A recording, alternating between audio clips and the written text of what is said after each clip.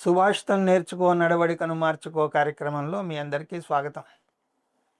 ఈనాటి సుభాషితం అష్టాదశ పురాణేషు వ్యాసస్య వచనద్వయం పరోపకార పుణ్యాయ పాపాయ పరపీడనం.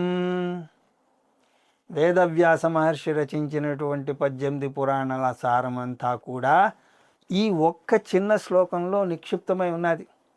ఇది హిందూ ధర్మంలోని అత్యంత ప్రాచుర్యం పొందినటువంటి మరీ శక్తివంతమైనటువంటి సందేశాల్లో ఒకటి. వేదవ్యాస మహర్షి రాసినటువంటి 18 పురాణాలను చదవలేకపోయినా సరే ఆయన చెప్పిన ఈ 2 విషయాలను పాటిస్తే చాలు. పరోపకారమే పుణ్యం. ఇతరులకు సహాయం చేయడం వల్ల కలిగే పుణ్యం మరే ఇతర కార్యాల వల్ల రాదు. మానవ సేవయే మాధవ సేవ. అలాగే పరపీడనమే పాపం. ఇతరులను శారీరకంగానో మానసికంగానో బాధ పెట్టడమే అన్నింటికంటే పెద్ద పాపం. వ్యాస మహర్షి మానవ జాతికి అందించినటువంటి అత్యున్నత జీవన సూత్రం ఇది.